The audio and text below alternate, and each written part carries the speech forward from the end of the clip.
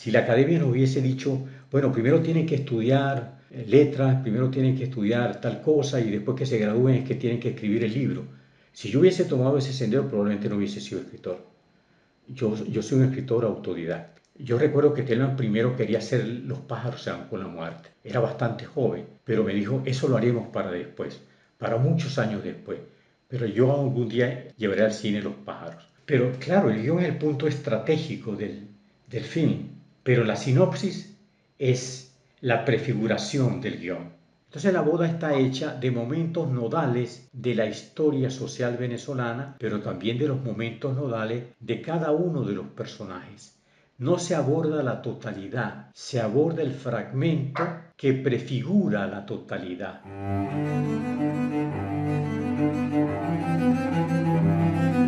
Voces del cine venezolano, una mirada crítica y reflexiva hacia el pasado de nuestro cine y un legado para las generaciones futuras en las voces de sus propios autores y protagonistas.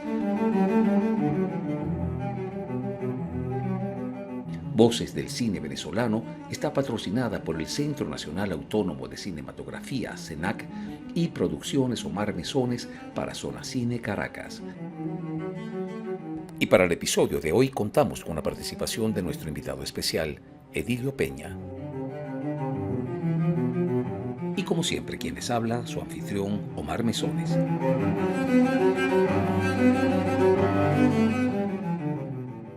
Bienvenidos todos y todas una vez más a este nuevo episodio de Voces del Cine Venezolano.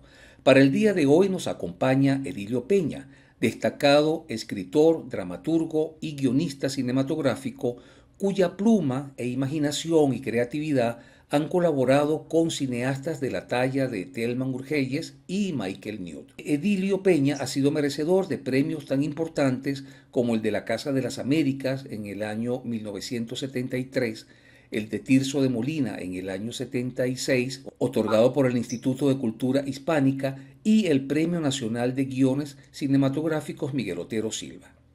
Bueno, Edilio, de verdad que es un honor y un placer tenerte acá en nuestro programa y volver a entrevistarte. No es la primera vez que, no exactamente entrevista, pero yo estuve leyendo en estos días un foro que hicimos hace muchísimos años para la revista Encuadre, que era justamente sobre el guión cinematográfico en el cine venezolano. Para mí de verdad es un placer volver a encontrarme contigo.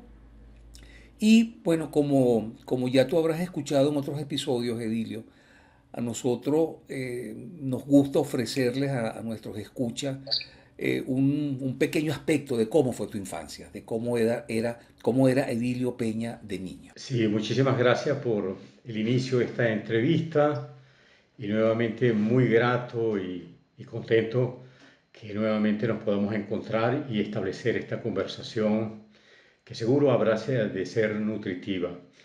La infancia para mí fue muy significativa porque ciertamente ya a los 6 años de edad yo comencé a estar próximo a ese universo a través de la imaginación, una imaginación que ahora que recuerdo la funda mi madre. Realmente yo no puedo decir como otros escritores que fui fundado como escritor por un autor, un libro. Yo tengo que recordar y honrar esa memoria fundacional en la poderosa imaginación que tuvo mi madre, la cual me contaba cuentos infinitos ante la demanda incesante de esa infancia que siempre pide más, y más cuando se le cuenta un cuento y este termina, quiere otro.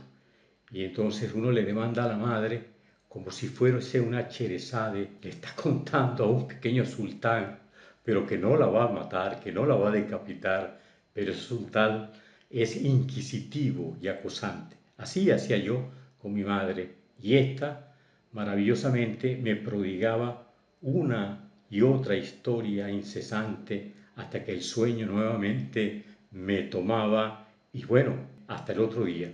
Bueno, esa fue realmente uno de los más preciados recuerdos que guardo de la memoria de mi infancia y con la cual realmente la que me hizo una vez escribir la primera línea La escribí ciertamente a los 6 años de edad. Hay un recuerdo curioso que es la primera vez que mi madre me castiga, a mí me afecta tanto que yo me veo, un día tomo un lápiz de cejas, oscuro, negrito, y yo me monto en una mesita de noche que estaba al lado de su cama y ella tenía al lado la figura de José Gregorio Hernández, una fotografía amplia. Y yo logré pararme sobre esa mesita y escribir, tirar una línea de la boca de José Gregorio Hernández hacia afuera, hacia la pared, y escribir: mujer, no maltrates ni regañes a tu hijo,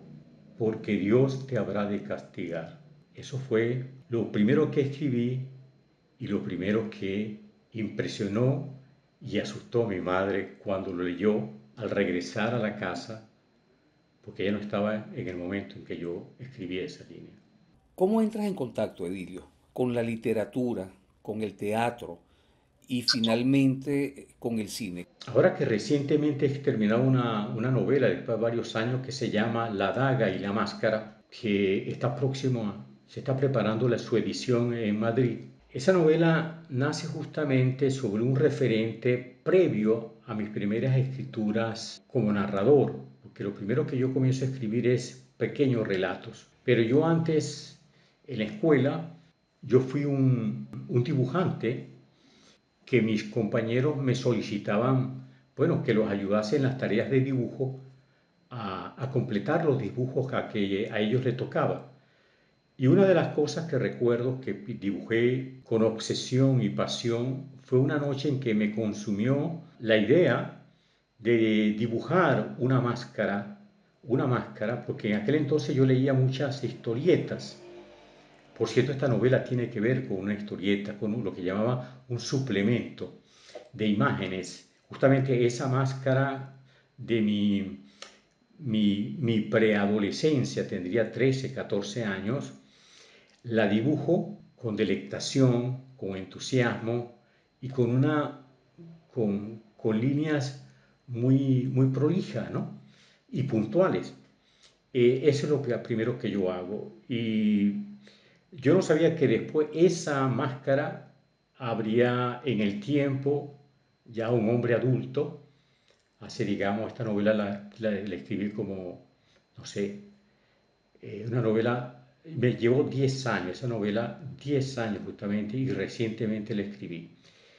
Y la escribí en 10 años no porque me demoré, no me demoré, la pasión fue tan deleitable que me tomó todo ese tiempo y recién la he terminado.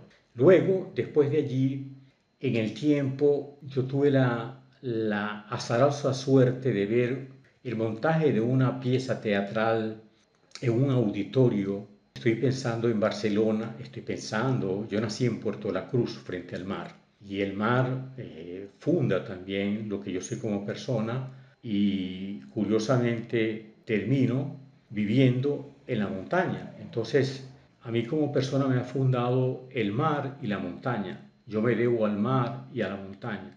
Yo veo ese espectáculo teatral y me entusiasma de tal manera la representación del otro, de que un ser pueda representar a otro desdoblándose o desplazándose mentalmente. Eso hizo que yo me acercara a una escuela de arte dramático en Barcelona, el estado Anzoátegui, y me inscribo en esa escuela con la idea fascinante de la experiencia vista.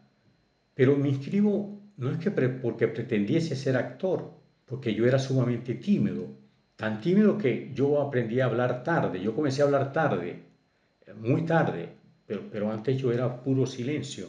Pero me inscribo en esa escuela con ese entusiasmo y lógicamente comienzo a aproximarme a la lectura dramatúrgica y algunos montajes teatrales en los cuales participé en esa escuela. Y en un viaje, cuando abandono la ciudad donde nací y me voy a Caracas, yo recuerdo que tendría haber 18, 19 años de edad más o menos. Comienzo a escribir en el Parque Los Caobos mi primera pieza teatral que se llama Resistencia. Les comienzo a escribir en las hojas de una libreta con un pequeño lápiz y la comienzo a escribir en el Parque de los Caobos.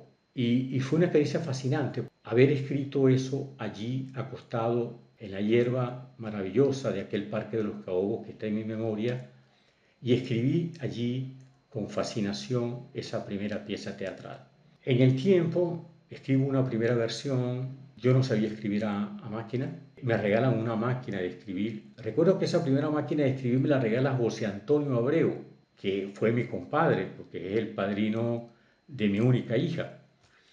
Y ahí yo comienzo a transcribir ese manuscrito y dedo por dedo lo voy pasando en una cuartilla. Y como no era buen mecanógrafo, me permitió hacer una y otra que otra versión hasta que llegué a 28 versiones.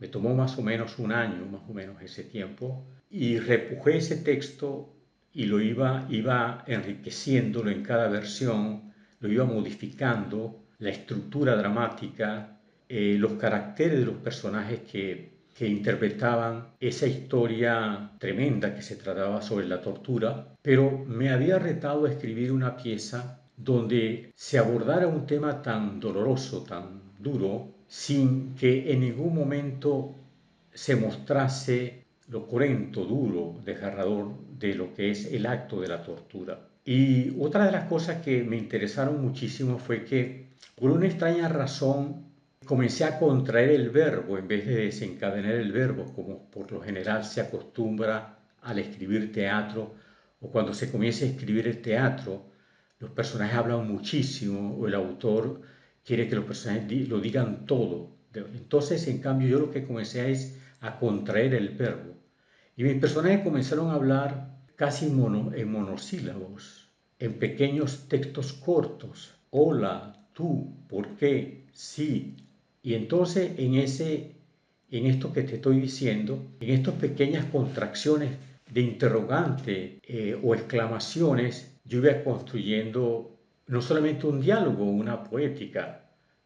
Por ejemplo, pareces un sol, pareces la luna apuñalada por el sol. Quítense, quítense, me hacen sentir un niño viejo y enfermo.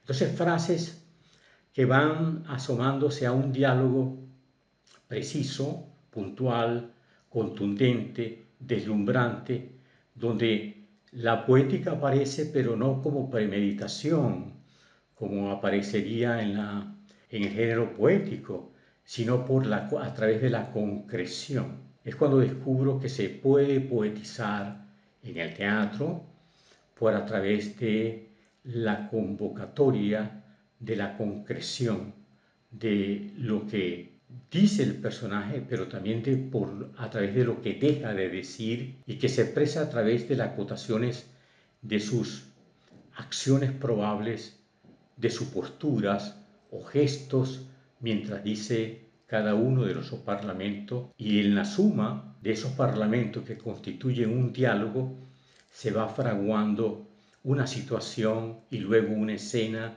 y después un acto. Esa pieza que logro terminar, un hermano mío sabe de un concurso nacional de dramaturgia teatral y es mi hermano el que, yo no me atreví a enviarla al concurso, y es mi hermano el que decide enviarla sin yo enterarme. Él envía al concurso nacional de dramaturgia que convoca en aquel entonces el nuevo grupo, y el jurado era Isaac Chocrón, dramaturgo importante, notable, José Ignacio Cabruja, Román Chalbó y creo que Miriam Dembo, que era una productora importante de familia judía. Bueno, la pieza gana el premio nacional de dramaturgia, yo apenas tengo 20 años de edad.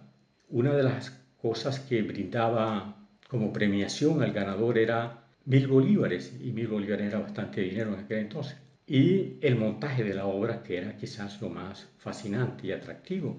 La obra es llevada a escena por un gran director que fue Armando Gota y los actores, dos grandes notables actores que fue Héctor Majeston, que hace el hombre extranjero, y Gustavo Rodríguez, que hace el hombre indio. La escenografía era realmente una soga que colgaba del cuello, una botella, una silla en el centro del escenario, y yo indicaba que dos círculos de luz, los personajes hablaban a través de dos círculos de luz, y de pronto cuando estallaban los grandes momentos dramáticos, la luz se abría total en el escenario. Pero en todo caso, la obra era el diálogo, puesta en escena y actuación. No existía escenografía. La obra se monta en Venezuela y produce una especie de conmoción, porque no se había visto una obra tan rara como esa, tan extraña. Algunos críticos la reciben muy bien, otros críticos la reciben con extrañeza. Se comienza a crear el Festival Internacional del Teatro y en el segundo Festival Internacional del Teatro se presenta la pieza, pero se presenta fuera de programación al festival, se presenta a las 11 de la noche en la sala del Ateneo de Caracas. Y curiosamente, ahí en ese cafetín ya la gente está saliendo de los teatros y va a tomarse una cerveza, a comer allí. Y ahí se comienzan a reunir en ese cafetín críticos importantes que eran del New York Times, del Le Monde, Fernando Arrabal y Jacques Lang, quien después va a ser primer ministro de Cultura de Francis Mitterrand, el presidente de Francia. Y él es el presidente del Festival Mundial de Teatro en Nancy. Ellos por curiosidad entran a la sala a ver esa obra que se llama Resistencia. Ven la obra y bueno, la obra les impactó muchísimo. Al día siguiente ellos dan una rueda de prensa a las 10 de la mañana. Todo el mundo está expectante porque ellos han venido, sobre todo Jack Lang, a elegir una pieza de teatro latinoamericana que representara a América Latina en el Festival Mundial de Teatro de Nancy. Ellos, bueno, dijeron, creo que recordar las palabras, creo que esta palabra la dice Fernando Arrabal. Estábamos bastante decepcionados de este festival, cuando anoche tuvimos la sorpresiva oportunidad de ver una obra que quizás aquí pasó desapercibida, que se llama Resistencia, de un muchacho, etcétera, etcétera, etcétera, y me señalaron que yo estaba entre el público. Entonces, bueno, ahí comienza mi historia como escritor, como dramaturgo. ¿Cómo ocurre ese primer encuentro con el cine? ¿Y cómo llegas al cine? Yo tampoco pensé que me iba a convertir en un guionista de cine. Thelman es quien me anima. Comenzamos una amistad, una entrañable amistad, muy jóvenes. Ya en ese entonces tenía una beca en el Rómulo Gallego, en el Instituto Internacional Rómulo Gallegos, que creó un sistema de becas. Mientras estoy en esa talla, yo escribo un libro que se llama Cuando te vayas. Pero paralelamente voy escribiendo Los pájaros se van con la muerte. En ese periodo nos reuníamos a Rómulo Gallego y Thelman estaba creo que con Carlos Rebolledo, creo que fue así, pero nos conocimos allí en el Rómulo Gallego en grandes conversaciones, en grandes debates que eran muy nutritivos, a veces muy despiadados por los análisis, por el fuego de la juventud, por la rebeldía, la osadía de las cosas que queríamos y que nos proponíamos. A lo mejor no teníamos la cultura, fíjate curioso, ¿no? Había la audacia, pero probablemente si la academia nos hubiese dicho, bueno, primero tienen que estudiar letras, primero tienen que estudiar tal cosa y después que se gradúen es que tienen que escribir el libro. Si yo hubiese tomado ese sendero, probablemente no hubiese sido escritor. Yo soy un escritor autodidacta, realmente. Un día Telma va a mi casa y me aborda para escribir la boda. Él me lleva a una especie de sinopsis, de un organizado argumento, de una historia que es la historia de una boda que ha de celebrarse en uno de los ranchos de Caracas y que tiene que ver con esa épica que comienza en 1959 con la caída de Pérez Jiménez y el nacimiento de lo que habría de ser la llamada democracia representativa. Y entonces en esa fiesta de celebración de ese matrimonio de José y Marlene, no recuerdo los personajes, uno es el hijo de un hombre que fue torturado y sin saber, Marlene es el padre, sin saberlo ella, de el hombre que torturó al padre de José, su novio, ahora su esposo, en la fiesta. Pero allí también está una clase pudiente en la fiesta, porque muchos son miembros de las fábricas y de los que están allí celebrando, y está también como esa clase obrera incipiente que está emergiendo en Venezuela, pero que viene herida desde una dictadura feroz como fue la dictadura de Pérez Jiménez. La propuesta de Thelma era audaz, contar eso hasta terminar en la década de los 80. Imagínate, terminar en la década de los 80 cuando Thelma tendría que 30 años de edad o menos, y yo tendría 25, por ahí. Más o menos allí en ese periodo comenzamos a trabajar sobre el guión. No se cuenta la historia de una manera cronológica. La estructura de ese guión tiene una particularidad. Es abordarla desde la fractura del tiempo. Fracturar el tiempo para poder dar lo subyacente que está detrás de la historia cronológica. La cronología no puede contar la subyacencia de la historia secreta, de la historia oculta. Entonces la fractura del tiempo es lo que lo puede permitir. Esto nos hace acordar muchísimo la novelística de William Faulkner, pero Thelma se plantea este gran desafío, y yo lo acompaño en este gran desafío, porque de alguna manera mi obra también comienza con ese desafío. Mi mundo es críptico, mi mundo literario, mi mundo no es, yo no me apoyo en el naturalismo, yo no he buceado en el realismo, a mí me interesó desde el principio, yo le di espalda al naturalismo. Quizás por eso yo nunca terminé siendo un escritor de telenovelas. Creo que soy el único dramaturgo que nunca terminó escribiendo telenovelas. Y se matrimonió una propuesta, una conjunción perfecta entre Thelma y yo con este primer guión.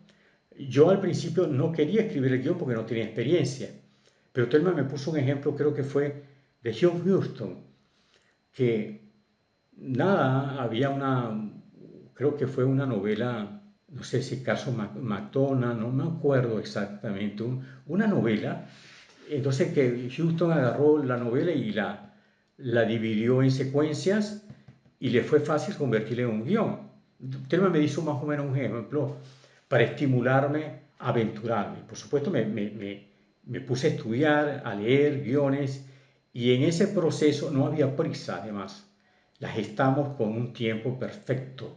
Yo recuerdo que Telman primero quería hacer Los pájaros se van con la muerte. Era bastante joven, pero me dijo, eso lo haremos para después, para muchos años después. Pero yo algún día llevaré al cine Los pájaros. Pero nosotros como creadores, como escritores, y en este caso Telman y yo cuando abordamos La boda, no quisimos contar la historia de las luchas sociales en Venezuela, sino nos fuimos a dos familias que se encuentran en un solo espacio, el interior de un rancho, y desde el interior de ese rancho que se convierte en una metáfora, una Venezuela que se va a fundar desde el nuevo riquismo petrolero con la renta petrolera. No es fundada desde los principios liberales más auténticos nacidos en Alemania. Pensemos en los grandes primeros liberales, es decir, la libertad económica y el desarrollo espiritual. Eso no es lo que marca nuestra fundación democrática inicial. Y entonces así comienza el nacimiento de esa película La boda, que significó mucho y significa para la memoria del cine venezolano.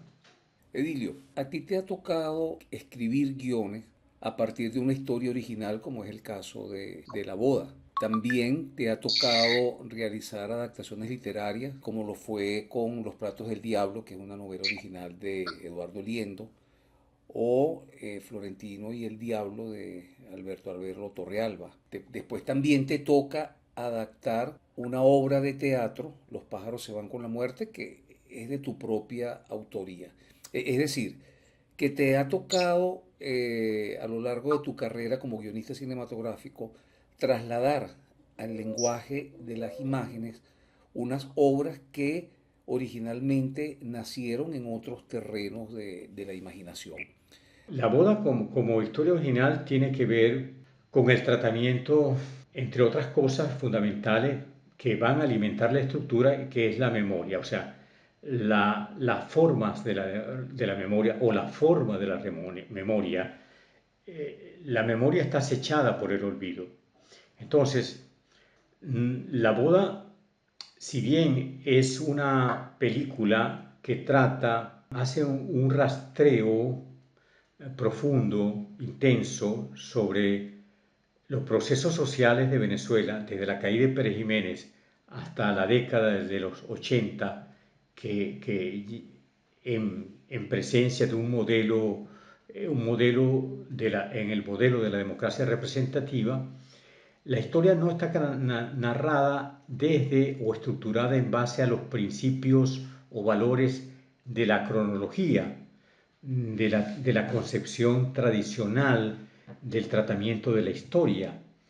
Está abordada desde el valor del olvido, que borra momentos importantes, pero que algunos recuerdan y otros no recuerdan. Un hecho nunca puede ser recordado. Si dos protagonistas es un hecho, uno lo recordará de una manera y el otro de otra manera. La boda tiene eso. Se arma el rompecabezas de lo que ha sido olvidado en base a los testimonios de aquellos que estuvieron presentes en el hecho mismo. Por ejemplo, el padre de José, torturado, el novio, padre de Marlene, torturador. Es decir, estos dos personajes protagonizaron un hecho. Uno lo recuerda desde la condición de victimario y otro lo recuerda desde la condición de víctima. Así como la señora rica que va a la fiesta celebra la boda desde la percepción de lo que para ella es una boda y un tanto incómoda en un lugar como un rancho, el interior de un rancho, como asistente a una boda con las carencias, pero también con la alegría, ¿verdad? Es como Andy Montañez canta, ese famoso cantante puertorriqueño, canta en esa fiesta. Entonces, la música hace que estos personajes vivan y reconstruyan un momento muy especial. Entonces la boda está hecha de momentos nodales de la historia social venezolana, pero también de los momentos nodales de cada uno de los personajes. No se aborda la totalidad, se aborda el fragmento que prefigura la totalidad. Un poco, esto lo digo para conceptualizar lo que significa para mí a la luz de esa experiencia que significó trabajar con entusiasmo y con mucho orgullo el guión junto con Telman Urgell. También te ha tocado, Edilio, adaptar obras literarias, adaptarlas al cine. Y ahí la situación es distinta a cuando se trabaja con una historia original, porque cuando tienes una historia sobre la cual te apoyas, en principio parecieras que tienes la garantía de hacerlo sobre una estructura cuya efectividad narrativa ya ha sido probada. ¿Okay? Entonces, esto pareciera que le brinda cierto alivio, cierta confianza al guionista.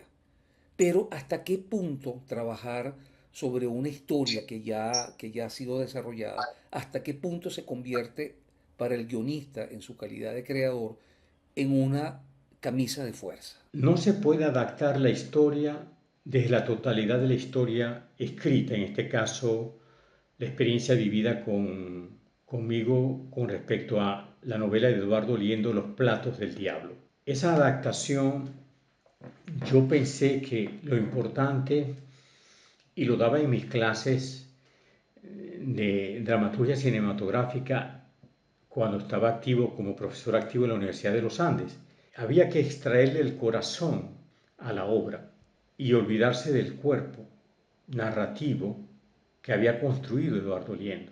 Había que ir a extraer el centro electromagnético. Es como Edipo Rey. Edipo Rey dura unas 4 horas o 3 horas y media montada, la pieza de teatro. Si yo la voy a adaptar, necesitaría no adaptar desde la totalidad ya construida por Sófocles. Yo tengo que ir al corazón. ¿Cuál es el corazón de la obra? Te lo puedo decir en menos de 20 segundos. El corazón de Edipo Rey es: Edipo asesina a su padre sin saberlo. De igual manera se casa con su madre y procrea hijos con ella. Pero al enterarse de esta infausta realidad, atormentado decide sacarse los ojos y condenarse a la ceguera eterna. Menos de 20 segundos. Ese es el corazón de una obra que dura casi 4 horas de montaje. De ese es el corazón del cual debemos apoderarnos de la obra que debemos adaptar. donde está la esencia de la historia misma para poder adaptarla. Cuando abordamos los platos del diablo, nuevamente con Thelma, nos planteamos eso, es decir, realmente no podíamos guardar una fidelidad a la narrativa, a la novela. Hay otro principio que es importante que quiero decirlo, que es que, ¿qué es el personaje? El personaje es una entidad dramática que habita por igual el guión cinematográfico, la novela, el texto teatral, el cuento, la novela y bueno, se prolonga también su presencia en la postura rígida de una estatua o en el óleo de una pintura. Está el personaje. Entonces, ningún formato de los que he nombrado puede arrogarse al personaje como exclusivo, como suyo. El personaje es una entidad inasible, no aprehensible, no se puede aprehender, no se puede atrapar. Entonces, ¿qué es lo que podemos alcanzar al aproximarnos a un personaje? A la dimensión que el formato nos permite. Eso es lo que yo pienso que es muy importante a la hora de la adaptación, para que nos des libertad y se derrumben los miedos. Una vez yo intenté adapté junto con una escritora, ahora no la voy a nombrar, porque fue muy embarazosa la situación, una novela de José Balsa. Balsa quería llevar una de sus obras. Y Balsa es un escritor absolutamente críptico, donde la presencia del valor de la intriga no está en sus novelas. Balsa no trabaja con el valor de la intriga de la novelística tradicional, pero tampoco del valor de la intriga que está en la dramaturgia teatral y menos del cine.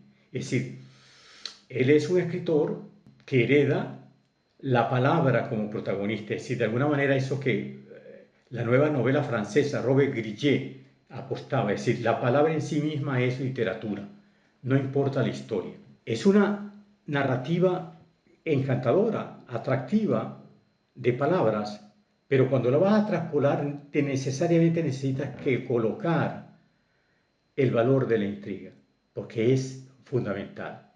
Bueno, yo recuerdo que esta persona, decía, no hay que destruir la novela de Balsa, no hay que destruirla, las 700 palmeras plantadas en el mismo lugar, no hay que destruirla, hay que mantenerla intacta. Yo le dije, no, la única manera que se puede hacer esa película es destruyendo la novela, hay que destruirla y hay que entender bien qué es la destrucción para poder extraer el corazón y desde el corazón construir una representación fílmica, un guión que es el que va a prefigurar la película. Cuando Los pájaros se van con la muerte se estrena, y esto es una anécdota interesante porque se estrena Miriam Colón Edgar, del Puerto Rican Travel Theatre de Nueva York, que es una fundación de teatro que patrocinaba Marlon Brando, muy importante ese teatro, montó grandes obras. Ellos me piden los derechos para llevar a escena en inglés Los pájaros se van con la muerte. Yo les cedo los derechos y yo voy al estreno. Y cuando voy al estreno, regreso y Thelma me aborda y me dice que vamos a adaptar, vamos a llevar al cine Los pájaros y comienza él. Y yo me resistía, yo no quería ser el guionista de Los pájaros se van con la muerte. Pero entonces él me dice, bueno, pero ¿por qué no escribe una sinopsis de la película? ¿Cómo la ves en película? Pero como la obra, de alguna manera, yo no la quería volver a tocar, o sea, probablemente la había mitificado, es muy seguro, me producía terror intervenir algo que ya era como iba a ser como, eso de que decía Vargas Llosa sobre un ensayo sobre 100 años de soledad, que decía, que tituló ese ensayo hablando de 100 años de soledad, para analizar 100 años de soledad, la historia de un deicidio. Entonces yo me creía un potencial deicida si destruía los pájaros, si abordaba cinematográficamente los pájaros se van con la muerte. Pero en todo caso era miedo. Fíjate, los pájaros se van con la muerte es una madre y una hija encerradas en el interior de un rancho. Y en el interior de ese rancho, la madre tiene amarrada con una cadena a la pata de la mesa a su hija. Y la hija está allí. Y hay un baúl. Y de ese baúl, hay un santuario donde está la reina María Leonza, lleno de velas y otros santos e imágenes de la cultura venezolana, popular, religiosa. En esa penumbra y en esa soledad y en ese paso estrecho, constreñido de tormentos, carencias y tormentos, la madre está presa del recuerdo. Volvemos a la memoria. La madre quiere restituir lo vivido nuevamente, volver a vivir lo que vivió. Y va enseñando a la hija a desdoblarse en padre, a que se convierta en el padre. La hija se pone un sombrero, fuma tabaco, cambia el tono de voz, habla como un hombre, y entonces la madre vive momentos pasados con ese hombre, ¿verdad? Los dolorosos, escabrosos, sensuales, todo a través de la hija. Pero en un momento de extrañamiento la hija sale de allí y quiere parar ese rito que la va precipitando, y al final la hija cansada la anima a que se libere del padre, y la madre ve la gran oportunidad de salir del negro y mata a la hija creyendo que está matando al negro, ese negro que fue el padre de la hija, el marido de ella. Y entonces, bueno, la adaptación cinematográfica, ¿qué implicó? Tú lees la obra de teatro y te das cuenta que el personaje más importante de la obra de teatro no es la madre ni la hija, es el ausente, el padre, que propulsa toda la intensidad dramática de esta pieza teatral. El ausente, es decir, el personaje por ausencia es el que motiva el drama, no el personaje por presencia, sino por ausencia. Ese es el valor composicional, o uno de los valores composicionales de la obra, de esta pieza teatral, Los pájaros se van con la muerte. La adaptación cinematográfica me implicó traer en presencia visual, en imagen, la ausencia que era potencial en el texto teatral del negro, del padre, el marido. Entonces, imagínate, ¿cómo sostener? Porque la ausencia en la obra de teatro, el misterio perdura. La obra se termina y dice, bueno, pero ¿qué pasó con este hombre? Al final de la obra, después que la madre mata a la hija, se oye que tocan la puerta varias veces. Y ella pregunta a la madre, ¿quién es? ¿Quién es? El negro. Ábreme la puerta, mujer, ábreme. Pero probablemente es una voz, porque la madre está enloquecida. Pero oye la voz del negro tocando la puerta. Y ella no le abre, porque no le abrió tampoco la puerta a la hija cuando tanto se lo pidió para salir a la libertad. Es un teatro de atmósfera, es un teatro, esa ausencia lo que hizo fue darle intensidad y profundidad a la obra. Pero ¿cómo darle profundidad e intensidad a la adaptación cinematográfica de la pieza teatral de Los pájaros se van con la muerte en el guión cinematográfico que iba a prefigurar la película que después filmaría Thelma Gurgel? ¿Cómo? Fue un gran desafío, sin duda alguna. Edilio, si uno compara las diversas y atrevidas estructuras narrativas a las que la literatura en general ha llegado, o sea, novelas, por ejemplo, como Rayuela, el Ulises de Joyce, Mientras agonizo de Faulkner, Pedro Páramo, Cien años de soledad, en fin, pues una cantidad enorme de grandes y poderosas novelas. Y cuando nos fijamos en el cine, que continúa como atrapado en una estructura narrativa esquemática y repetitiva, si se quiere, una historia que debe encajar casi a la fuerza en ese formato temporal de 90 minutos, esa estructura de la introducción, el conflicto, el nudo dramático, el casi sagrado block point de la película, y finalmente el desenlace, ¿no te hace pensar que el lenguaje cinematográfico, el lenguaje narrativo cinematográfico, de alguna manera es muy primario si lo comparas con el potencial narrativo, la fuerza narrativa que tiene la literatura? Sí, ciertamente sí. Ciertamente sí. Yo creo que eso se debe que el cine fue el primer arte que se matrimonió con el mercado. Esa preocupación, eso lo tenía claro un cineasta no solamente con el mercado, pero también con la ideología, la ideologización del arte. Y eso lo tenía muy claro Andrei Tarkovsky. Yo recuerdo hay una novela que a mí me gustó mucho, esas novelas crípticas que se llama de Malcolm Rory Bajo el volcán. Y John Huston decidió hacer una adaptación de una novela tan difícil de leer y estructurada de manera casi cabalística, como dejó en sus notas, una novela donde el personaje principal es un ebrio, una persona que está borracha, y entonces la novela se narra desde la conciencia de la ebriedad psíquica. Entonces, Houston se atreve a hacer eso, pero aborda, porque bueno, le gustaba esa novela y la abordó. Yo la vi, pero la película no alcanzó el corazón de la historia de la novela. Y probablemente porque el cine comienza la cultura visual, o sea, testimoniar ante la imagen, estar frente a la imagen que se nos ofrece. El teatro, bueno, tú sabes, cuando uno va al teatro, uno está viendo la pieza teatral o cuando uno es lector de una novela o un cuento, el escenario mental nuestro se convierte en el escenario ideal de la representación. Se da la representación en la página del libro, de esa novela que estoy leyendo, de ese cuento, o de la pieza teatral que estoy viendo, pero paralelamente se va representando en mi escenario mental.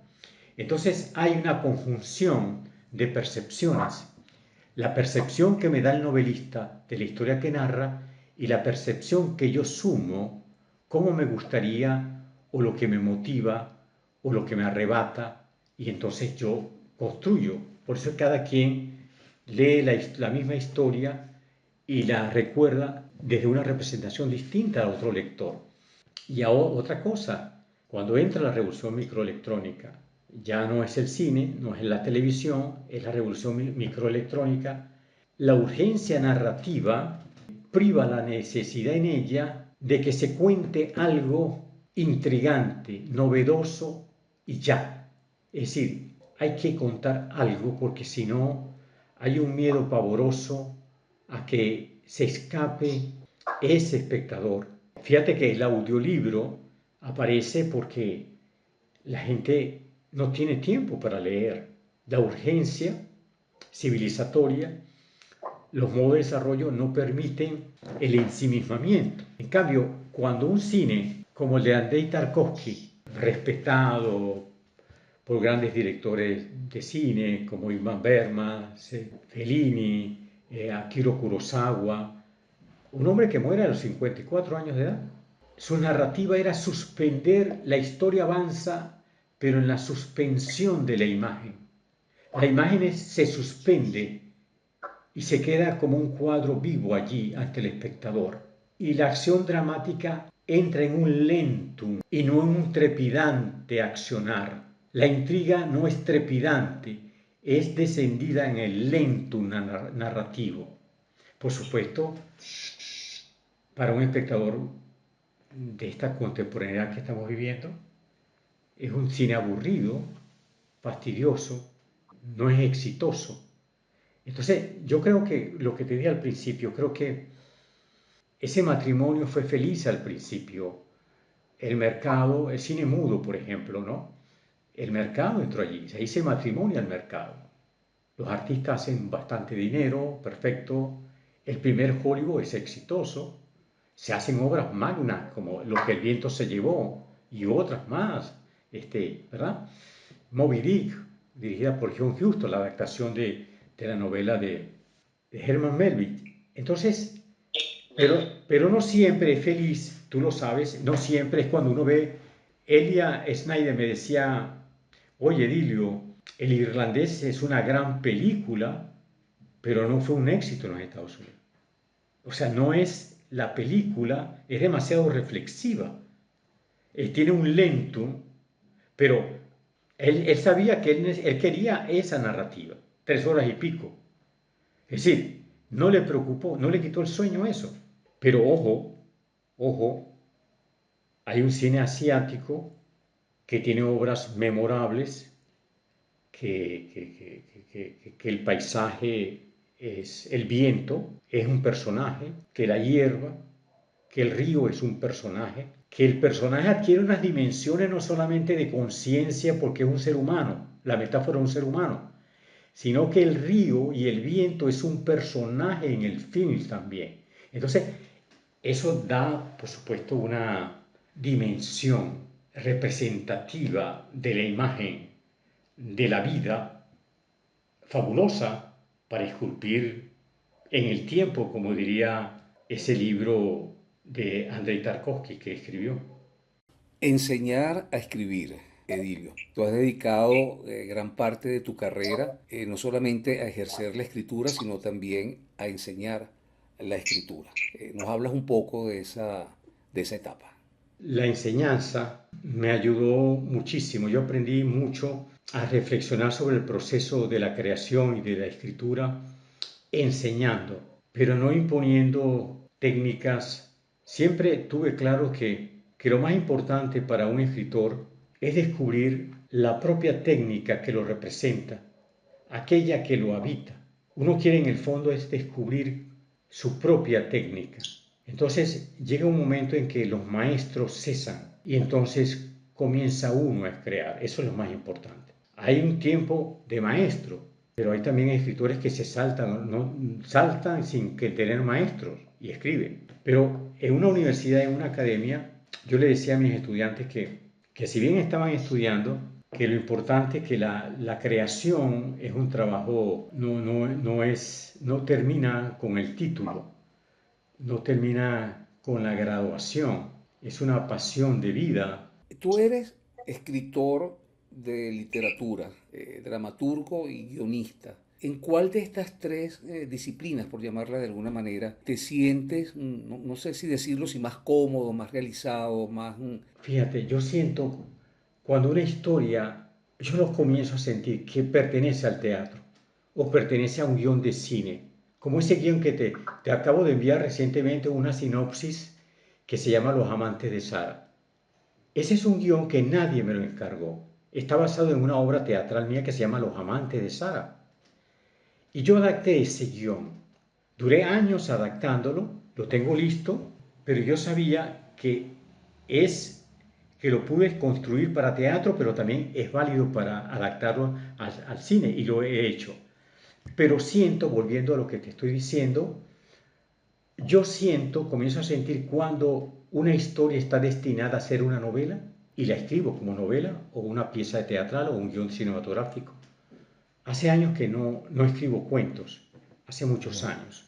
Y comencé a escribir, mi primer libro de cuentos fue Cuando te vayas. Pero hace mucho tiempo que no, pero he escrito estos años, he escrito unas 7 novelas y he escrito teatro, pues he escrito bastante teatro y ahora he vuelto, estoy comenzando nuevamente a escribir una novela, ¿no?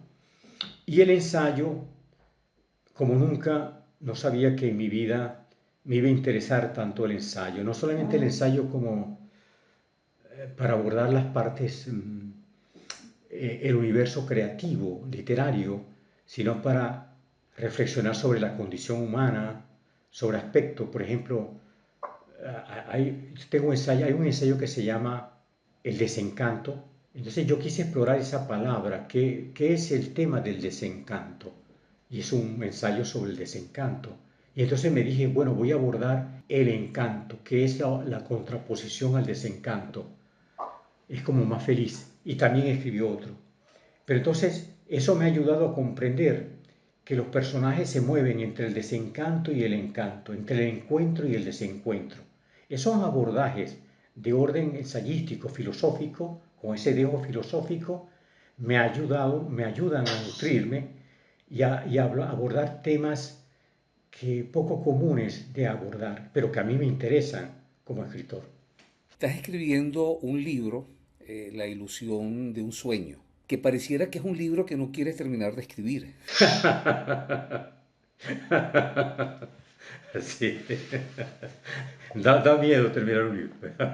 Bueno, y además el tema, ¿no? Me asusta un poco. Sí. Ese es un ensayo en una época, así como seguro tú lo has hecho, yo me puse a estudiar todos los métodos de escritura de guión, ¿no? De Howard Lapson, de Seafield, Robert McKay. Y entonces me interesan mucho las reflexiones teóricas sobre la dramaturgia, tanto teatral o cinematográfica. Y entonces dije, voy a escribir un libro sobre el guión, la ilusión de un sueño. Un poco pensando, Omar, que el guión es como la ilusión, ¿verdad? Del sueño. Y el film o la película es el sueño concretizado. Vaya, concretizado no, porque se va a prolongar en el escenario mental del espectador. Pero en todo caso era eso. Es como la ilusión, y uno tiene la ilusión. Yo escribí Los Amantes de Sara con la ilusión de una película que la veo tal cual, pero yo sé, y celo eso, que esa película cuando llegue algún productor o director si se interesa por ese guión que tengo inédito, va a hacer un abordaje absolutamente distinto a como yo lo he hecho. Y estoy consciente de ello, pero tengo que aceptar esa realidad de que este es un arte, el arte te convoca a compartir y a participar de la gestación de una obra magna como es la creación de una película, la creación, el espectáculo teatral, la conjunción de muchos roles técnicos, dramaturgo, vestuarista, músico, director de fotografía. Uno cree que, pero claro, el guión es el punto estratégico del film, pero la sinopsis es la prefiguración del guión. Ramón Novoa y L. Snyder, ellos fueron los que me contrataron para escribir el guión de Ciudad Salvaje.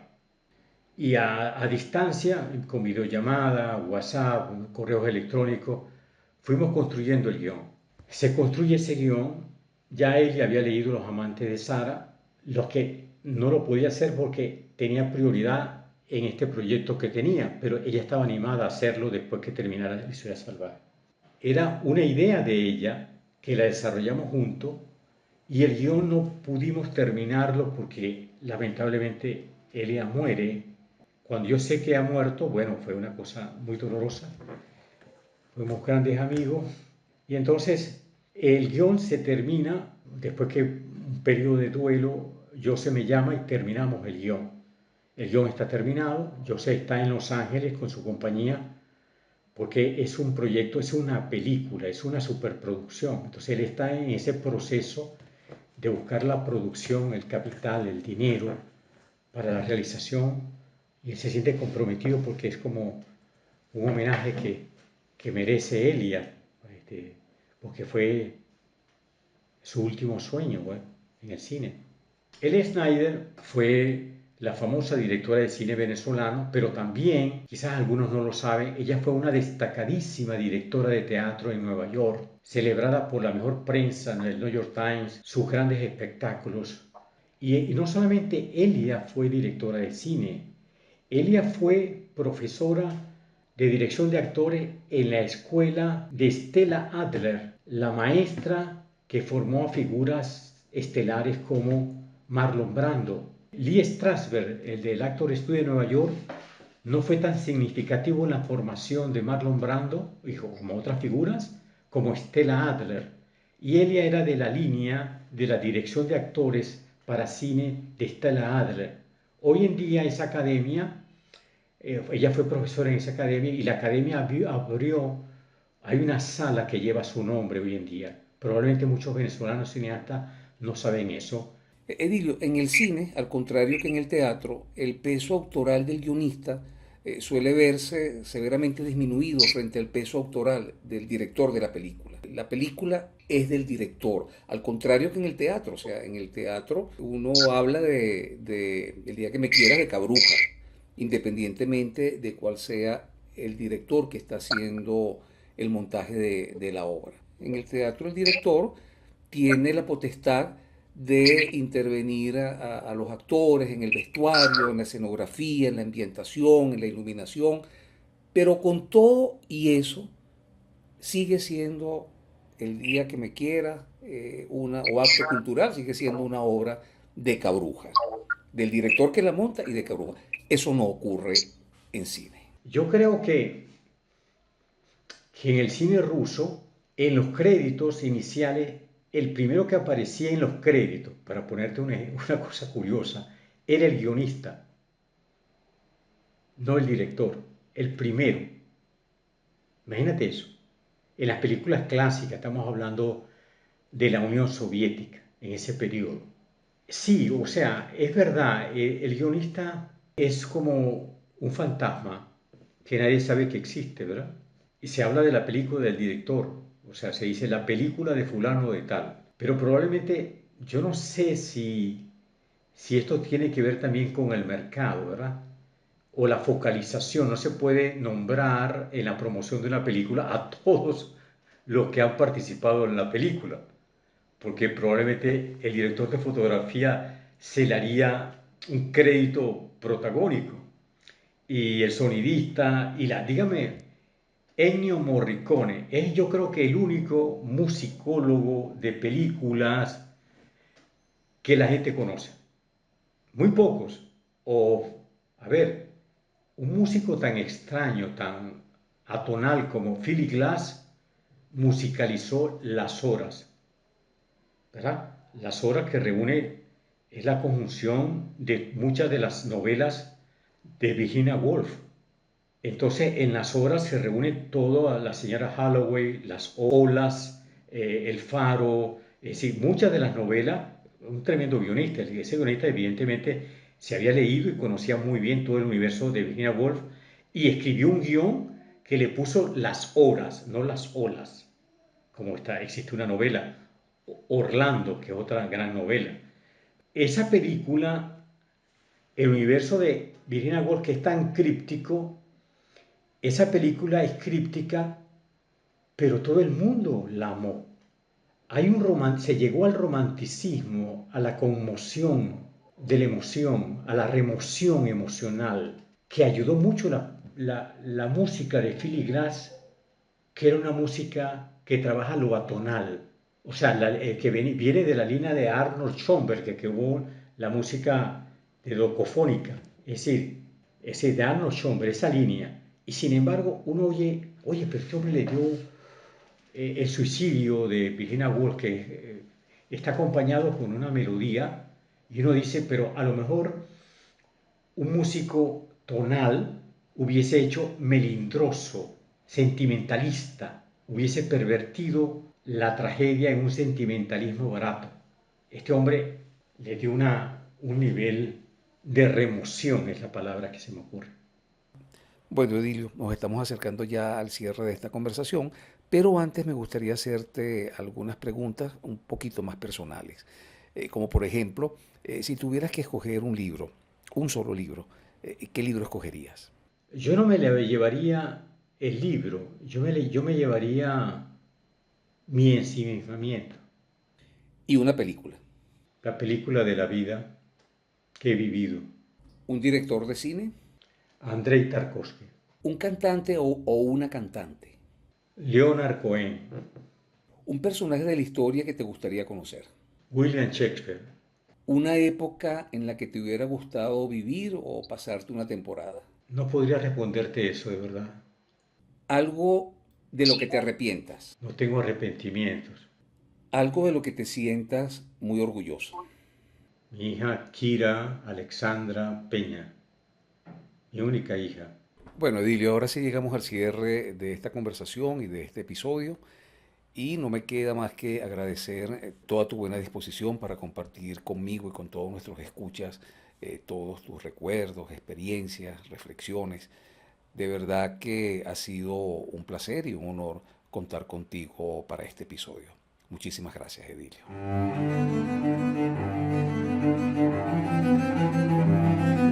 Voces del cine venezolano, una mirada crítica y reflexiva hacia el pasado de nuestro cine y un legado para las generaciones futuras en las voces de sus propios autores y protagonistas.